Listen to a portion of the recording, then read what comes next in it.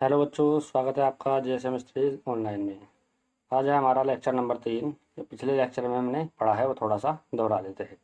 तो पिछले लेक्चर में हमने आपको बताया था कि जब कोई प्रकाश किरण किसी दर्पण पर अभिलंबवत गिरती है, ठीक है, बिल्कुल 90 डिग्री के एंगल पर गिरती है, तो जैसे वह आती है, जिस पथ से वह आती है उसी पथ से वापस अपने मार्ग पर लौट जाती है। ठीक है, तो उस कंडीशन में आपतन कोण और अपवर्तन कोण क्या होता है, दोनों शून्य होता है। ठीक है, इसके बाद है प्रतिबिंब। तो प्रतिबिंब में हमने आपको बताया था कि किसी बिंदु वस्तु से चलने वाली प्रकाश किरणें दर्पण से परावर्तन के बाद या अपवर्तन के बाद जिस भी बिंदु पर जाकर के मिलती है, वो बिंदु क्या कहलाता है, उस पहले बिंदु का प्रतिबिंब कहलाता है। ठीक है, बताया था प्रतिबिंब कितने प्रकार के होते हैं, 2 प्रकार के होते हैं, वास्तविक प्रतिबिंब और आभासी प्रतिबिंब।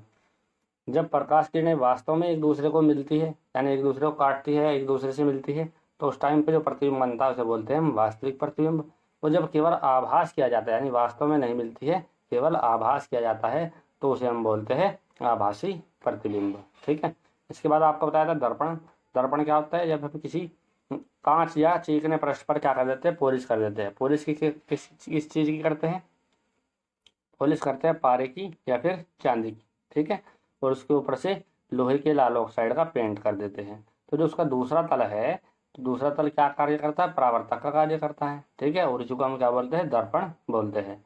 दर्पण होते हैं हमारे 2 प्रकार के, कौन कौन से होते हैं, समतल दर्पण और गोलीय दर्पण। ठीक है, प्लेन मिरर और स्फेरिकल मिरर। तो जो समतल दर्पण है उसमें क्या करते हैं, कांच की एक समतल प्लेट लेते हैं और उसके एक पृष्ठ पर पॉलिश कर देते हैं, तो दूसरा पृष्ठ परावर्तक का कार्य करता है। ठीक है, जिसे हम क्या बोलते हैं, समतल दर्पण।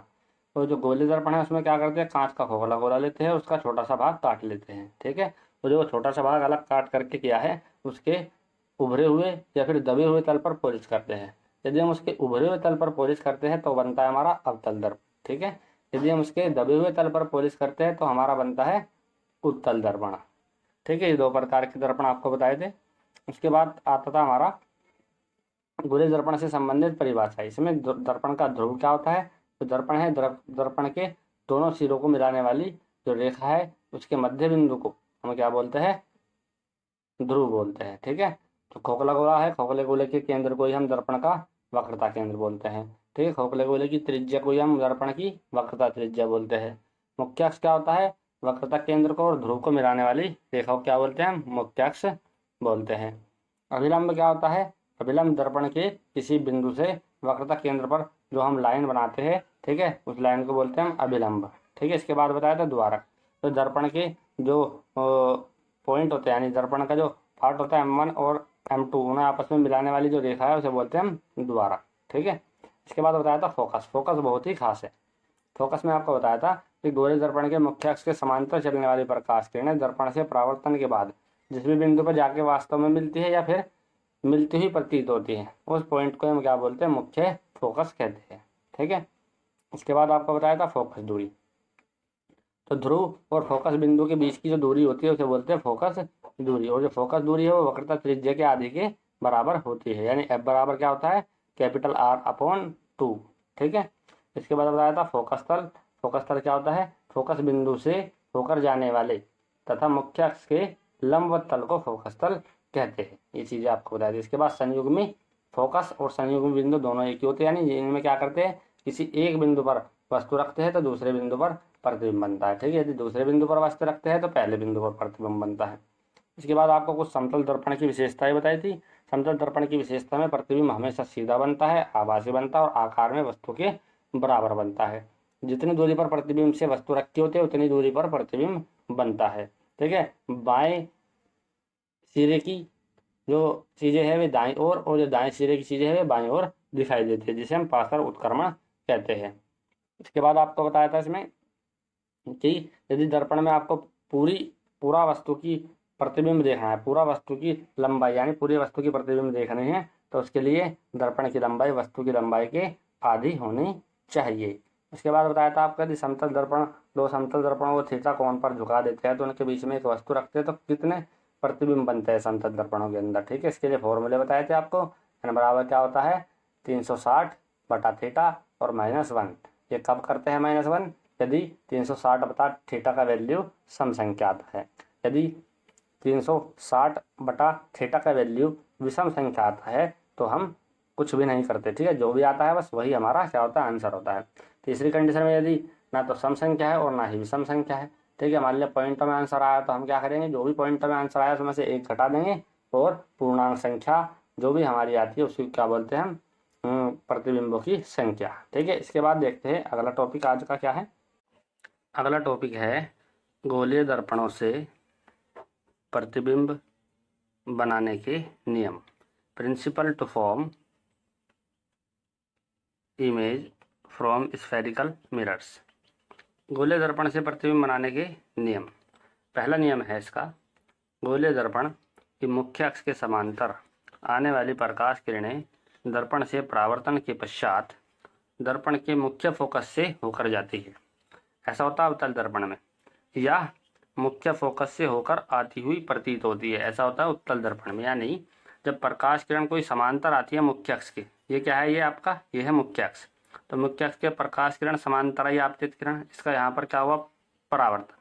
तो परावर्तन के बाद प्रकाश किरण कहाँ को जाएगी, फोकस में को, यह है पहला नियम। इसी प्रकार उत्तल दर्पण में प्रकाश किरण समांतर आई और ये इस तरीके से गई, ऐसा लगेगा जैसे कहाँ से आ रही हो, फोकस से आ रही हो, ठीक है। तो यह है पहला नियम। इसके बाद देखते हैं दूसरा नियम। दूसरा नियम है गोलीय दर्पण के फोकस बिंदु से होकर जाने वाली आपतित प्रकाश किरण या फोकस बिंदु की ओर जाने वाली आपतित प्रकाश किरण दर्पण से परावर्तन के पश्चात मुख्य अक्ष के समांतर हो जाती है। यानी ये प्रकाश किरण आई, ये किसमें गई, फोकस से होकर जाने वाली, ठीक है, या फोकस की ओर आने वाली, ठीक है। फोकस की ओर किस में आती है, उत्तल दर्पण में। फोकस से होकर किस में जाती है, अवतल दर्पण में। तो अवतल दर्पण में फोकस में को निकल के जाएगी और इसका यहाँ पर क्या होगा, परावर्तन, और ये बिल्कुल समांतर चली जाएगी मुख्य अक्ष के समांतर, ठीक है। इसमें क्या होगा, प्रकाश किरण फोकस की ओर आती हुई प्रतीत होगी और इस तरीके से मुख्य अक्ष के समांतर चली जाएगी, यहाँ पर क्या होगा, इसका परावर्तन होगा, ठीक है। तो ये फोकस की ओर आती हुई प्रतीत होती है किसमें, उत्तल दर्पण में। फोकस से होकर के जाती है किसमें, अवतल दर्पण में। यानी इसका उल्टा, इसमें क्या था, प्रकाश किरण समांतर आई और फोकस में को निकलेगी, इसमें क्या था, प्रकाश किरण फोकस में को निकल गई और फिर समांतर होगी बाद में, ठीक है। इसके बाद देखते हैं अगला नियम, नियम नंबर 3। इसमें क्या लिखा है, गोलीय दर्पण के वक्रता केंद्र से होकर जाने वाली, ऐसा किस में होता है, अवतल दर्पण में, या वक्रता केंद्र की ओर जाने वाली, ऐसा किस में होता है, उत्तल दर्पण में, प्रकाश किरण दर्पण से परावर्तन के पश्चात अपने मार्ग पर वापस लौट जाती है, ठीक है। तो देखिए प्रकाश किरण अवतल दर्पण में क्या है, प्रकाश किरण इस तरीके से आई, ठीक है, और आने के बाद यहाँ पर क्या हुआ, इसका परावर्तन हुआ तो फिर से वापस लौट गई, ठीक है। इसमें क्या होगा, ये भी वक्रता केंद्र की ओर ही जाएगी, परंतु इसमें यहाँ पर क्या होगा, इसका परावर्तन, और ये वापस से लौट जाएगी, ठीक है। तो ये भी ऐसा लगेगा कि इसकी ओर से ही निकल करके आ रही है, वक्रता केंद्र की ओर से ही निकल करके आ रही है, ठीक है। ये है 3 नियम प्रतिबिंब बनाने के। उसके बाद देखते हैं अगला टॉपिक, गोलीय दर्पणों द्वारा प्रतिबिंबों का बनना, image formation by spherical mirrors. गोलीय दर्पण कितने प्रकार के होते हैं, 2 प्रकार के होते हैं। कौन कौन सा होता है, अवतल दर्पण और उत्तल दर्पण। तो सबसे पहले हम देखते हैं अवतल दर्पण के द्वारा प्रतिबिंब कैसे कैसे बनते हैं। वस्तु कहाँ रखी होगी, प्रतिबिंब कहाँ बनेगा, प्रतिबिंब का आकार कैसा होगा, प्रतिबिंब की प्रकृति कैसी होगी। ये क्वेश्चन भी पेपर में पूछे जाते हैं। तो पहला है हमारा नंबर 1, अवतल दर्पण द्वारा प्रतिबिंबों का बनना, image formation by concave mirror. तो देखिए एक सारणी है, इस सारणी में बताया गया है कि अवतल दर्पण वस्तु की किस स्थिति में कहाँ पर प्रतिबिंब बनाता है, उसका आकार कैसा होता है और उसकी प्रकृति कैसी होती है। साथ में चित्र भी दिखाए गए हैं। तो ये सारणी आपको याद करनी है। यदि आपने सारणी याद कर ली तो समझो आपने बहुत सारे क्वेश्चन पेपर में आने वाले याद कर लिए, ठीक है। तो देखिए सबसे पहली स्थिति, वस्तु कहाँ रखी होगी, जब वस्तु अनंत पर रखी होगी, वस्तु कहाँ रखी होगी, अनंत पर। जब वस्तु अनंत पर रखी होगी तो प्रतिबिंब कहाँ बनेगा, फोकस पर। प्रतिबिंब का आकार कैसा होगा, वस्तु से छोटा होगा और प्रकृति कैसी होगी, उल्टा बनेगा प्रतिबिंब और वास्तविक बनेगा। तो देखिए डायग्राम, वस्तु ये जो चिन्ह है, ये जो चिन्ह है बराबर का यहाँ पर, ठीक है, ये कैसा चिन्ह, ये क्या बताता है, ये बताता है कि वस्तु कहाँ रखी है, अनंत पर, ठीक है। वस्तु कहाँ पर रखी है, अनंत पर। वस्तु है ए बी, कहाँ रखी है, अनंत पर। जब वस्तु अनंत पर रखी होती है तो उससे जो प्रकाश किरणें चलती है वे हमेशा कैसी आती है, समांतर, ठीक है। तो प्रकाश किरण आई, पहली प्रकाश किरण कहाँ को जा रही है, फोकस में को, ठीक है। दूसरी प्रकाश किरण कहाँ को जा रही है, वक्रता केंद्र में को। जो प्रकाश किरण फोकस में को जाती है, हमने अभी आपको बताए थे 3 नियम, जो प्रकाश किरण फोकस में को जाती है वो दर्पण से अपवर्तन के पश्चात मुख्य अक्ष के समांतर निकल जाती है, ठीक है। तो पहली प्रकाश किरण कहाँ को आई, फोकस में को, इसका क्या होगा, परावर्तन में कैसे निकल जाएगी, बिल्कुल समांतर मुख्य अक्ष के। और हमने अगला नियम बताया था, जो प्रकाश किरण वक्रता केंद्र में को होकर के जाती है वो वापस उसी पथ पे लौट जाती है। तो दूसरी प्रकाश किरण कहाँ को आई थी, वक्रता केंद्र में को, तो ये वापस से उसी पथ पे लौट जाएगी, ठीक है। जो वक्रता केंद्र में को आई थी वापस से उसी पथ पे लौट गई। तो यहाँ पर जहाँ पर भी दोनों आपस में एक दूसरे क्रॉस करेगी वहीं पर क्या बनेगा, इनका प्रतिबिंब, ठीक है। प्रतिबिंब कैसा है, साइज में छोटा है, ठीक है। प्रतिबिंब साइज में कैसा है, छोटा है, उल्टा है, और वास्तव में प्रकाश किरणें एक दूसरे को काट रही है, तो इसलिए कैसा होगा, वास्तविक भी होगा, ठीक है। तो तीनों कंडीशन फुलफिल कर रहा है कि प्रतिबिंब वस्तु से छोटा होता है, उल्टा होता है और वास्तविक होता है। इसके बाद देखते हैं दूसरा, वस्तु की स्थिति, यानी वस्तु जब कहाँ रखी हो, वक्रता केंद्र और अनंत के बीच में रखी हो, तो प्रतिबिंब कहाँ बनता है, फोकस के और वक्रता केंद्र के बीच में बनता है। वस्तु से जो प्रतिबिंब का आकार होगा छोटा होगा, ठीक है, उल्टा बनेगा और वास्तविक बनेगा। तो देखिए चित्र में, प्रकाश किरण चलेगी, एक समांतर चलेगी, इसका क्या होगा, यहाँ पर परावर्तन फोकस में को निकलेगी। दूसरी प्रकाश किरण जाएगी फोकस में को और कैसी हो जाएगी, समांतर, ठीक है। यही तो नियम थे। तो जो प्रकाश किरण है जो समांतर जाएगी वो फोकस में को होकर के निकलेगी, और जो फोकस में को होकर के जाएगी वो समांतर निकलेगी, ठीक है। तो दूसरा चित्र आपको दिखाई दे रहा होगा कि प्रकाश किरण पहले समांतर चली मुख्य अक्ष के, तो उसका क्या होगा, यहाँ पर परावर्तन, फिर से किस में को निकल जाएगी, फोकस में को। अगली प्रकाश किरण कैसी जाएगी, फोकस में को होकर के जाएगी और कैसे निकल जाएगी, समांतर, ठीक है। तो ये जहाँ भी आपस में एक दूसरे क्रॉस करेगी वहीं पर क्या बनेगा, वस्तु का प्रतिबिंब, ठीक है। ये वास्तव में एक दूसरे को काट रही है, तो इसीलिए कैसा होगा, प्रतिबिंब वास्तविक होगा। उल्टा तो आपको दिखाई दे रहा है, उल्टा भी है, और साइज में कैसा है, छोटा, तो इसीलिए छोटा भी होगा, ठीक है। इसके बाद अगली स्थिति है वस्तु की वक्रता केंद्र पर। यदि वस्तु वक्रता केंद्र पर रखी है तो प्रतिबिंब में कहाँ बनता है, वक्रता केंद्र पर ही बनता है। वस्तु के बराबर साइज का बनता है, उल्टा बनता है और वास्तविक बनता है, ठीक है। देखिए वस्तु कहाँ रखी है, वक्रता केंद्र पर रखी है वस्तु, ठीक है। जब वस्तु वक्रता केंद्र पर रखी है तो प्रतिबिंब में कहाँ बन रहा है, वक्रता केंद्र पर ही बन रहा है, ठीक है। पहली प्रकाश किरण ऐसे ही जाएगी, बिल्कुल समांतर किस में को निकलेगी, फोकस में को होकर के जाएगी। दूसरी प्रकाश किरण फोकस में को होकर के जाएगी और परावर्तन के बाद बिल्कुल समांतर निकल जाएगी। जहाँ भी ये दोनों आपस में एक दूसरे को क्रॉस करेगी वहीं पर क्या बनेगा, वस्तु का प्रतिबिंब बनेगा, ठीक है। तो कैसा बनेगा वस्तु का प्रतिबिंब, साइज में भी बराबर बनेगा वस्तु के, ठीक है, उल्टा बनेगा और वास्तव में काट रही है इसीलिए वास्तविक भी होगा। इसके बाद अगली स्थिति है वस्तु की वक्रता केंद्र तथा फोकस के बीच में। तो प्रतिबिंब कहाँ बनेगा, वक्रता केंद्र तथा अनंत के बीच में बनेगा। कहाँ पर बनेगा, प्रतिबिंब वक्रता केंद्र और अनंत के बीच में। साइज कैसा होगा प्रतिबिंब का, वस्तु से बड़ा, कैसा होगा, उल्टा होगा और वास्तविक भी होगा। देखिए चित्र, वस्तु कहाँ रखी है, ये है आपका क्या, वक्रता केंद्र, ये है फोकस। जब वस्तु वक्रता केंद्र और फोकस के बीच में रखी होती है तो प्रतिबिंब कहाँ बनता है, वक्रता केंद्र और अनंत के बीच में। इधर क्या होता है, अनंत, ठीक है, अनंत के बीच में बनता है। पहली प्रकाश किरण ऐसे जाएगी बिल्कुल समांतर, किस में को निकलेगी, फोकस में को निकलेगी। दूसरी प्रकाश किरण फोकस में को निकलेगी और कैसी हो जाएगी, फिर से समांतर। तो जहाँ भी ये दोनों एक दूसरे क्रॉस करेगी वहीं पर क्या बनेगा, वस्तु का प्रतिबिंब। वास्तव में प्रकाश किरणें एक दूसरे को काट रही है तो इसीलिए कैसा होगा, वास्तविक प्रतिबिंब होगा। उल्टा तो आपको दिखाई दे रहा है, वस्तु का आकार यहाँ पर छोटा है और यहाँ पर कैसा बन रहा है, प्रतिबिंब बड़ा बन रहा है, ठीक है। यानी वस्तु छोटी होगी पर प्रतिबिंब कैसा होगा, बड़ा होगा, ठीक है। इसके बाद देखते हैं अगली स्थिति। अगली स्थिति है पांचवी, फोकस पर। यानी जब वस्तु कहाँ रखी हो, फोकस पर रखी हो तो प्रतिबिंब कहाँ पर बनता है, अनंत पर बनता है, ठीक है। और साइज कैसा होता है, वस्तु से बड़ा होता है, उल्टा होता है और वास्तविक होता है, ठीक है। इसके बाद देखते हैं इसका चित्र। तो देखिए यह डायग्राम। अब वस्तु कहाँ रखी है, बिल्कुल फोकस पर रखी है वस्तु। यदि वस्तु फोकस पर रखी होगी तो पहली प्रकाश किरण कैसी आएगी, बिल्कुल समांतर, ठीक है, किस में को निकलेगी, फोकस में को। और दूसरी प्रकाश किरण बिल्कुल सीधी जाएगी और किस में को निकलेगी, वक्रता केंद्र में को निकलने की कोशिश करेगी, ठीक है। तो प्रकाश किरण तो ऐसी चलती है, ठीक है। प्रकाश किरण के चलने की जो दिशा होती है हमेशा वो दर्पण की ओर चलती है वस्तु से। तो प्रकाश किरण ऐसे गई, टकरा करके वापस आई और किस में को निकल जाएगी, वक्रता केंद्र में को। ये दोनों प्रकाश किरणें बिल्कुल कैसी होगी, समांतर, यानी एक दूसरे को कभी भी नहीं काटने की। जब दो प्रकाश किरणें एक दूसरे को कभी नहीं काटने, इसका मतलब कहाँ तक जाएगी, अनंत तक जाएगी। तो इसलिए प्रतिबिंब कहाँ पर बनेगा, अनंत पर बनेगा।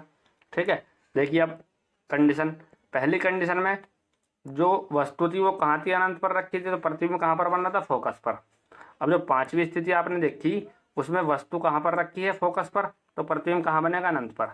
यानी यदि वस्तु अनंत पर होगी तो प्रतिबिंब बनेगा फोकस पर, यदि वस्तु फोकस पर होगी तो प्रतिबिंब बनेगा अनंत पर। ठीक है, उल्टा उल्टा होता है। अगली स्थिति है नंबर 6, ध्रुव तथा फोकस के बीच में, यानी वस्तु कहाँ रखी है, ध्रुव के और फोकस के बीच में। तो जो प्रतिबिंब है, प्रतिबिंब कहाँ बनेगा, दर्पण के पीछे। साइज कैसा होगा, वस्तु से बड़ा। इसके बाद कैसा बनेगा, सीधा तथा आभासी।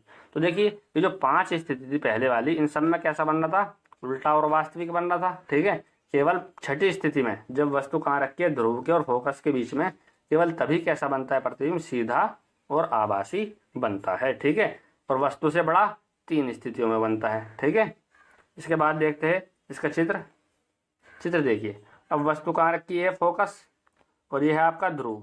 तो फोकस के और ध्रुव के बीच में रखी है। ठीक है, तो इससे क्या होगा, प्रकाश किरण चलेगी, पहली समांतर प्रकाश किरण जाएगी इस तरीके से। यहाँ पर क्या होगा, इसका परावर्तन और किस में को निकलेगी, फोकस में को। जो प्रकाश किरण समांतर आती है उसका क्या होता है, परावर्तन, और किस में को जाती है, फोकस में को। अगली प्रकाश किरण ऐसे जाएगी और इसे कहाँ को निकल रहा होगा, वक्रता केंद्र में को। जैसे पीछे को हटाना पड़ेगा क्योंकि जो दर्पण है, दर्पण का वक्रता केंद्र तो पीछे है ना। तो प्रकाश किरण ऐसे जाएगी और इसका क्या होगा, फिर से परावर्तन, और परावर्तन के बाद ये इस तरीके से वक्रता केंद्र में को निकल जाएगी। ठीक है, तो यानी यदि हम इन्हें पीछे की ओर हटाते हैं डोटेड डोटेड, क्योंकि दर्पण से आर पार तो प्रकाश किरणें जा नहीं सकती, क्योंकि इधर इस वाली साइड क्या है, पॉलिश। ठीक है, पारदर्शी तो माध्यम है नहीं। तो इन्हें हम पीछे की ओर हटाएंगे, इस वाली प्रकाश किरण को भी और इस वाली प्रकाश किरण को, क्योंकि यदि हम इन्हें इधर हटाएंगे इस वाली साइड, तो एक दूसरे से दूर दूर होती चली जाएगी लगातार। ठीक है, तो यानी इधर तो इनका मिलने का कोई भी चांस है नहीं। ये समांतर तो है नहीं प्रकाश किरण की, भाई समांतर है, इस वाले डायग्राम में तो समांतर थी दोनों। ठीक है, तो इसलिए इन्हें पीछे की ओर हटाया, और इन्हें जब हम पीछे की ओर हटाते हैं तो एक प्रतिबिंब बनता है दर्पण के दूसरी साइड। ठीक है, ये हमने केवल आभास किया कि हाँ इधर प्रतिबिंब बनता है, इसलिए इसे क्या बोलते हैं, आभासी प्रतिबिंब। साइज वस्तु से कैसा है, इसका बड़ा है, तो साइज में कैसा होगा, वस्तु से बड़ा होगा, और सीधा बन रहा है तो इसीलिए कैसा होगा, सीधा। तो केवल इस छठी कंडीशन में ही प्रतिबिंब कैसा बनता है, सीधा बनता है, वस्तु से बड़ा बनता है। ठीक है, और आभासी बनता है। ये थी हमारी 6 स्थिति, अवतल दर्पण के द्वारा प्रतिबिंब बनने की 6 स्थिति। आप इसे याद कर लीजिए, सारणी को आप समझो सारी की सारी स्थिति याद कर चुके हैं। इसके बाद देखते हैं अगला, हमारा नंबर 1 क्या था, अवतल दर्पण। अब नंबर 2 क्या आएगा, उत्तल दर्पण। तो नंबर 2 देखते हैं, उत्तल दर्पण। यह है उत्तल दर्पण। उत्तल दर्पण द्वारा प्रतिबिंब का बनना। ठीक है, formation, image formation by convex mirror. तो इसमें क्या लिखा है, वस्तु की स्थिति के आधार पर उत्तल दर्पण द्वारा प्रतिबिंब बनाने की निम्नलिखित 2 स्थितियां संभव है। यानी उत्तल दर्पण के द्वारा हम केवल 2 स्थितियों में ही प्रतिबिंब बना सकते हैं। तो अवतल दर्पण था, उसमें 6 स्थितियों में प्रतिबिंब बना सकते थे, परंतु इसमें 2 स्थिति में। नंबर 1 स्थिति क्या है, जब वस्तु कहाँ हो, अनंत पर। जब वस्तु अनंत पर होगी हम तब प्रतिबिंब कैसे बनाएंगे। जब वस्तु अनंत पर हो रही थी, हमारी वस्तु जब अनंत पर थी, किसमें, अवतल दर्पण में, तब प्रतिबिंब कहाँ बना था, फोकस पे। तो इसमें फोकस पे ही बनेगा। तो देखिए प्रकाश किरण अनंत से कैसी आएगी, बिल्कुल समांतर। ठीक है, और निकल जाएगी फोकस में, यानी ऐसी प्रतीत होगी जैसी फोकस से आ रही हो। इसमें भी ऐसे होगा, फोकस से आ रही हो, तो दोनों आपस में एक दूसरे को कहाँ क्रॉस करेगी, फोकस पर। इसलिए प्रतिबिंब कहाँ बनेगा, फोकस पर बनेगा। देखिए प्रतिबिंब कहाँ पर बना, फोकस पर। कैसा बनता है, सीधा, आभासी, और वस्तु से छोटा बनता है साइज में। ठीक है, इसके बाद दूसरी स्थिति है नंबर 2 है, जब वस्तु अनंत तथा ध्रुव के बीच में कहीं भी हो। यानी वस्तु अनंत और ध्रुव के बीच में कहीं भी रखी हो। ठीक है, इससे कुछ फर्क नहीं पड़ता। पहली स्थिति कहाँ थी, अनंत पर रखी हो। दूसरी स्थिति कहाँ है, ध्रुव के और अनंत के बीच में कहीं भी रखी हो। तो प्रतिबिंब हमेशा कहाँ बनेगा, देखिए प्रतिबिंब हमेशा बनेगा दर्पण के पीछे, ध्रुव या फोकस के बीच में। ठीक है, वस्तु अनंत और ध्रुव के बीच में चाहे कहीं भी रखी हो, हमेशा प्रतिबिंब कहाँ बनेगा, ध्रुव के और फोकस के बीच में ही बनेगा। कैसा बनेगा, सीधा बनेगा, आभासी बनेगा, और आकार में वस्तु से छोटा होगा। ठीक है, तो देखिए वस्तु रखी है, ये रखी ए बी, इससे प्रकाश किरण पहले चलेगी समांतर और इस तरीके से निकल जाएगी। उसे निकलना कहाँ को होगा, फोकस में को, परंतु दर्पण के आर पार तो जा नहीं सकती, इसलिए हम पीछे की ओर इसे डोटे डोटे हटाएंगे तो कहाँ को जाएगी, फोकस में। दूसरी प्रकाश किरण इस तरीके से जाएगी और वापस आ जाएगी। ठीक है, तो ये यदि हम इसे पीछे को हटाएंगे, इसे कहाँ को जाना होगा, वक्रता केंद्र में। तो जहाँ भी आपस में एक दूसरे को क्रॉस करेगी वहीं पर क्या बनेगा, प्रतिबिंब वस्तु का। तो साइज में कैसा होगा, वस्तु से छोटा। ठीक है, ए डैश बी डैश प्रतिबिंब बना। ठीक है, आभासी है क्योंकि दर्पण के दूसरी ओर बन रहा है, सीधा है। ठीक है, फोकस के और ध्रुव के बीच में, और आकार में वस्तु से कैसा है, छोटा है। ये थे हमारे गोले दर्पणों के द्वारा प्रतिबिंब बनना। ठीक है, इसके बाद देखते हैं हम गोले दर्पणों के उपयोग, यानी जो गोले दर्पण है इनका हम यूज कैसे करते हैं, इनका उपयोग कैसे करते हैं। गोलीय दर्पणों के उपयोग, यूजेस ऑफ स्फेरिकल मिरर्स। सबसे पहला उपयोग है इसमें अवतल दर्पण के उपयोग। देखिए क्या लिखा, अवतल दर्पण के उपयोग, यूजेस ऑफ कॉनकेव मिरर। अवतल दर्पण के निम्नलिखित मुख्य उपयोग है। नंबर 1 है इसमें, अधिक फोकस दूरी व बड़े द्वारक का अवतल दर्पण हजामत बनाने में काम आता है। हजामत का मतलब है दाढ़ी मूछ बनाने में काम आता है। चेहरे को दर्पण के ध्रुव व फोकस के बीच में रखने पर चेहरे का बड़ा सीधा व आभासी प्रतिबिंब दर्पण में दिखाई देता है, जिससे छोटे छोटे बाल बड़े दिखाई देते हैं, अतः शेविंग अच्छी होती है। ठीक है, इसमें अभी आपको हमने चित्र दिखाया था।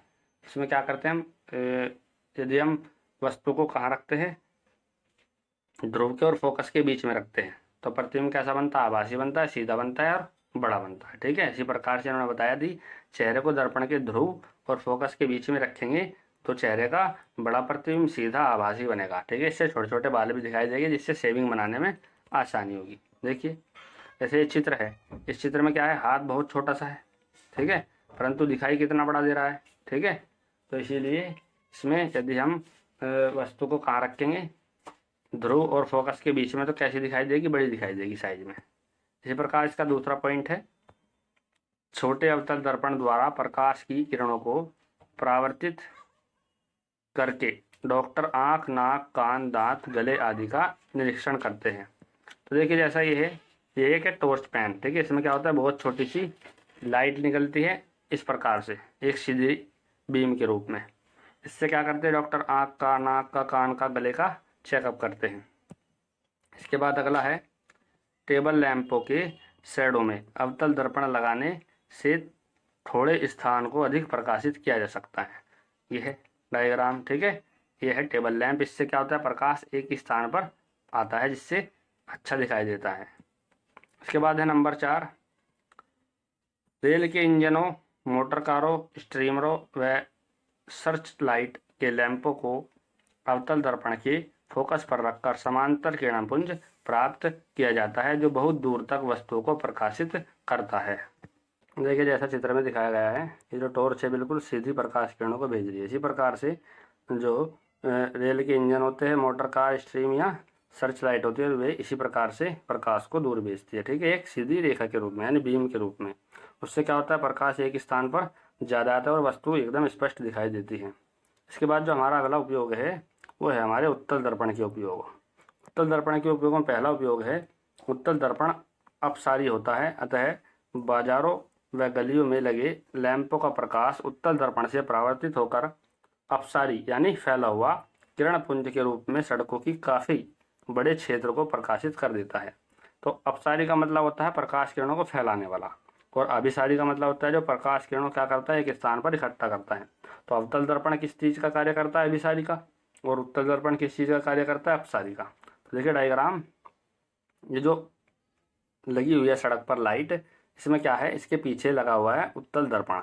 उससे क्या हो रहा, प्रकाश इतने ज़्यादा एरिया में फैल रहा है। ठीक है, ये क्या था, ये था आपका अवतल दर्पण। इससे प्रकाश एक स्थान पर फोकस हो रहा था। ठीक है, तो इसीलिए जो गली या जो सड़क होती है उनकी जो लाइट लगी रहती है किनारों पर, वो क्या करते हैं, प्रकाश को अधिक दूरी में फैलाती है। इसके बाद अगला पॉइंट है, ट्रकों, बसों व मोटर कारों में ड्राइवर की सीट के पास उत्तल दर्पण लगा रहता है, जिससे ड्राइवर अपने पीछे के अधिक क्षेत्र में आने वाली वस्तुओं को देख सके। ड्राइवर को अपने पीछे आने वाले वाहनों का सीधा प्रतिबिंब व छोटा प्रतिबिंब दिखाई देता है। यानी जो ड्राइवर रहते हैं, जिनके पास जो लगे रहते हैं शीशे, उसमें कौन सा दर्पण का यूज़ करा जाता है, उत्तल दर्पण का यूज़ करा जाता है। जिससे क्या होता है, बहुत बड़ा क्षेत्र, यानी पीछे का बहुत बड़ा क्षेत्र इस छोटे से शीशे में दिखाई देता है। ठीक है, जैसे ये दोनों आपको दिखा रखे हैं यहाँ पर। ये आज के लिए इसमें इतना ही। यदि आपको वीडियो अच्छी लगी हो तो हमारे चैनल को सब्सक्राइब कीजिए, लाइक कीजिए और अपने दोस्तों को ज़्यादा से ज़्यादा शेयर कीजिए। वीडियो देखने के लिए धन्यवाद।